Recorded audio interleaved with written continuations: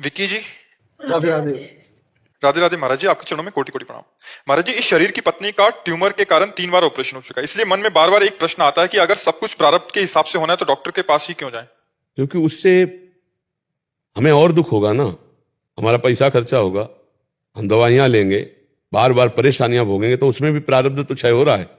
तुम नहीं जाने की बात सोचोगे, तुम्हें जबरदस्ती जाना पड़ेगा, जाना ही पड़ेगा, क्योंकि तुम्हारा पैसा खर्चा होने का भी तो दुख होना है, तुम्हारी दवाइयां लगने का भी तो दुख होना है। बार बार ये करवाओ, MRI करवाओ, अल्ट्रासाउंड करवाओ, CT स्कैन करवाओ, इतना रुपया, इतना डॉक्टर की फीस, ये दुख कहां से भोगोगे? तो भोगना तो दुख है ना। और अगर कहीं उसका सौभाग्य आता है कि इतने प्रारब्ध से सब मिट गया और ठीक होने का आता है, तो सुख का आगे की आ जाएगा, और नहीं आता है तो बार बार उसको भोगना पड़ेगा। अवश्य में भोक्तव्यम कृतम कर्म शुभाशुभम, भोगना पड़ेगा।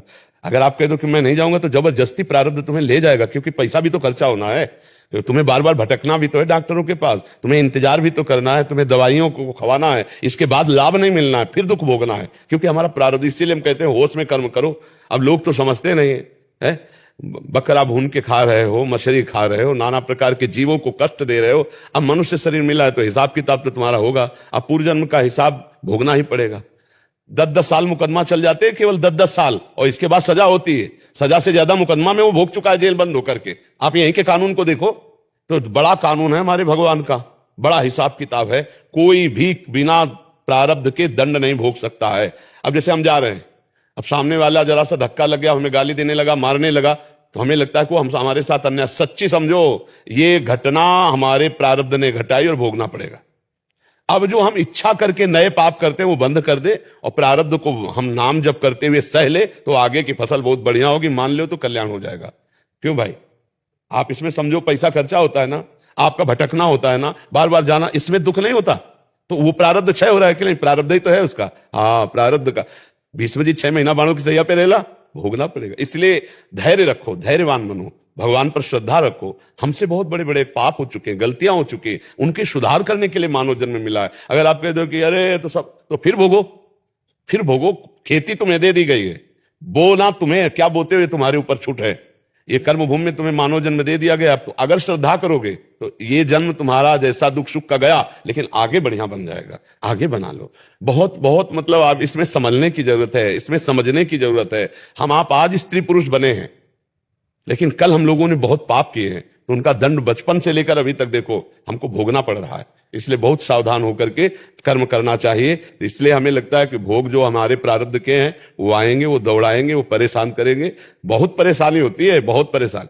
यहां नहीं ठीक हो गए, वहां जाओ, उस अस्पताल जाओ, अब वहां गए तो जितने कागजात हैं वो सब रिजेक्ट, अब उनके अलग है, अब वहां जांच करवाओ। कितने पैसा जांच में लगते हैं, आदमी बर्बाद हो रहा है। दवाई से ज्यादा आदमी बर्बाद हो रहा है जांच में, नहीं जांचे। अब पहले था नाड़ी पकड़ी या ऐसे दवाई, अब तो जरा भी कहीं कुछ है तो जाओ MRI करवाओ, CT स्कैन करवाओ, अल्ट्रासाउंड करवाओ, और इतने प्रकार की खून की जांच करवाओ कि गरीब आदमी तो जांच ही भर में परेशान हो जाए, दवा तक तो पहुंचे नहीं, डॉक्टर की फीस और जांच। अब ये सब प्रारब्ध ही भोग है। और आज कोई शरीर बिरला स्वस्थ हो नहीं, high blood pressure, low blood pressure, sugar, ये वो परेशानियां देखो शरीर, क्योंकि आज का अन्न शुद्ध, प्रकृति अशुद्ध होती चली जा रही, वृक्षों का नाश हो रहा है, प्रकृति अशुद्ध होती चली जा रही। इतना खाद डाली जाती है, इतने केमिकल डाले जाते हैं कीड़ा रक्षा के लिए, कि वो सब उसी पौधे पे जाते हैं। पौधे पे जो फल लगते हैं, जो अन्न लगता है, वो जो हम पाते हैं, वो हमारे शरीर का कहीं ना कहीं ह्रास, कहीं ना कहीं पतन करने वाला, स्वास्थ्य का नाश करने वाला होता है। और आजकल तो अब तो विश्वास नहीं कि दूध है कि नहीं, केमिकल का बना है कि जानवर से, पता नहीं, विश्वास नहीं। ये घी है कि नहीं, विश्वास नहीं है। बड़ा मतलब आज देखो ऐसा समय आ रहा है कि विश्वास खत्म होता जा रहा है। जब दाल को पानी में धो तो हरापन छूटता है, बताओ, उसको भी सुरक्षित नहीं छोड़ रहे हैं कि दाल आदि, अन्न आदि, उनको भी केमिकल मिला रहे हैं उनमें। अब वो केमिकल जो खरीदेगा तो बहुत पानी से धो लेगा, तो उसमें जो प्रभाव पड़ा वो शरीर के लिए आता है। High blood pressure, low blood pressure, दिल की बीमारी, कई तरह की परेशानियां। बड़ा ये कलिकाल बड़ा भयावह है। नाम जप करके भगवान की प्राप्ति कर लो, और जो दुख सुख आए उसे सह लो। हमारी तो यही प्रार्थना है। और अगर भगवान पर श्रद्धा करोगे तो तुम्हारी हानि हो जाएगी। उस महान में तो कोई फर्क पड़ने वाला है नहीं, उसको कोई फर्क नहीं पड़ रहा। वो तुम्हारे हृदय में भी बैठा हुआ है, निरपेक्ष बैठा हुआ है, वो देख रहा है।